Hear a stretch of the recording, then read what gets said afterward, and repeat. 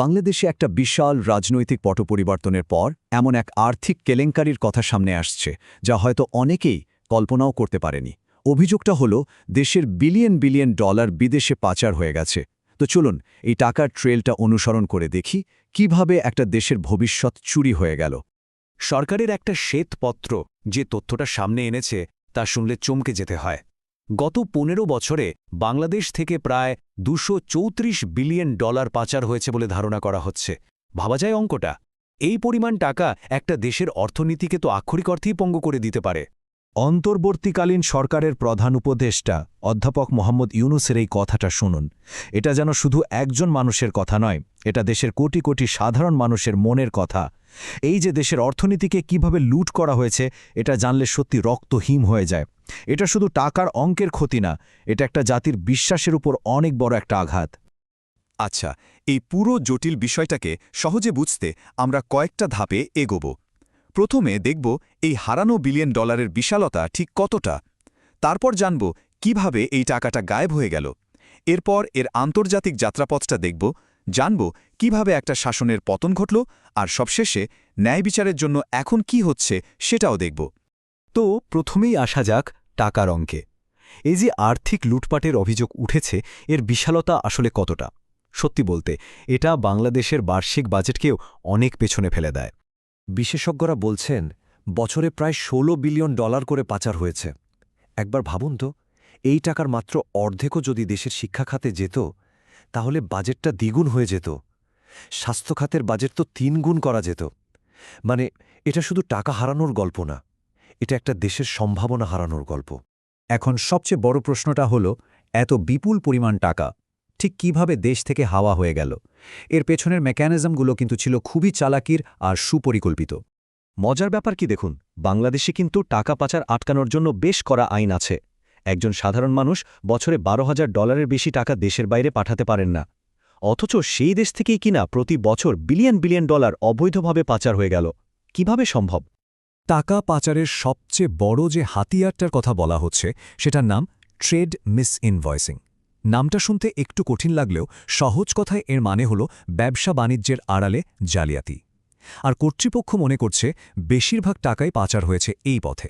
দেখুন প্রক্রিয়াটা কিভাবে কাজ করত। প্রথমে পণ্যের জন্য বানানো হতো ভুয়া চালান বা ইনভয়েস। এরপর কিছু আমদানির সময় দাম অনেক বাড়িয়ে দেখানো হতো, আবার কিছু রপ্তানির সময় দাম দেখানো হতো অনেক কম। এই যে দেখানো দাম আর আসল দামের মধ্যে পার্থক্য, এই টাকাটাই সোজা চলে যেত বিদেশের ব্যাংক অ্যাকাউন্টে। টাকা পাচারের আরেকটা খুব জনপ্রিয় পদ্ধতি হল হুন্ডি। এটা একটা পুরনো বিশ্বাসভিত্তিক ব্যবস্থা। এখানে কোনো ব্যাংকিং চ্যানেলের বালাই নেই, কোনো কাগজপত্রের চিহ্নও থাকে না। এক দেশে এজেন্টের কাছে টাকা জমা দিলে অন্য দেশে আরেক এজেন্ট সেই টাকা পৌঁছে দেয়। খুবই সিম্পল কিন্তু মারাত্মক কার্যকর। এখন কথা হলো, এই পাচার হওয়া টাকা তো আর বাতাসে মিলিয়ে যায়নি, তাই না?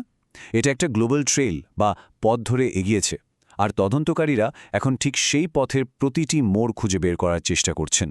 তো তদন্তকারীরা কিছু নির্দিষ্ট রেড ফ্ল্যাগ বা বিপদ সংকেত অনুসরণ করছেন। যেমন ব্রিটিশ ভার্জিন আইল্যান্ডস বা দুবাইয়ের মতো ট্যাক্স হেভেনে বেনামি কোম্পানির ব্যবহার, কিংবা দুবাই সিঙ্গাপুরের মতো দেশকে ট্রানজিট হিসেবে ব্যবহার করে টাকা এক দেশ থেকে অন্য দেশে ঘোরানো। আবার বড় বড় সরকারি প্রজেক্টে ঘুষ লেনদেনের মতো বিষয়গুলো খতিয়ে দেখা হচ্ছে। এই পাচার হওয়া টাকার একটা ছোট অংশের গন্তব্য কিন্তু পাওয়া গেছে, আর অঙ্কটা শুনলে আবারও অবাক হতে হয়। অঙ্কটা হল ৪০০ মিলিয়ন পাউন্ড। ট্রান্সপারেন্সি ইন্টারন্যাশনাল ইউকের একটা গবেষণা বলছে শাসক গোষ্ঠীর হাতে গোনা কয়েকজন মিলেই শুধু যুক্তরাজ্যে প্রায় ৪০০ মিলিয়ন পাউন্ডের সম্পত্তি কিনেছে।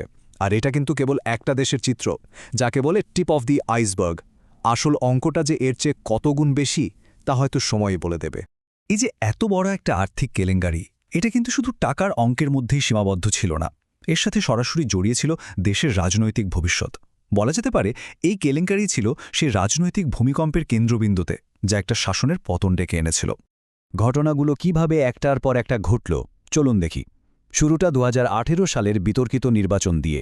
এরপর দীর্ঘদিনের জমে থাকা ক্ষোভ ২০২৪ সালের জুলাই মাসে ছাত্র আন্দোলনের রূপ নেয়। সেই আন্দোলনের উপর যখন সহিংস দমনপীড়ন চালানো হলো, তখন পরিস্থিতি নিয়ন্ত্রণের বাইরে চলে যায়, আর তার শেষটা হয় আগস্ট মাসে সরকারের পতনের মাধ্যমে।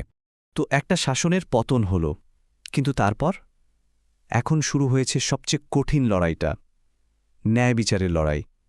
হারানো সম্পদ ফিরিয়ে আনা আর দোষীদের বিচারের আওতায় আনা, এই দুটোই এখন সবচেয়ে বড় চ্যালেঞ্জ।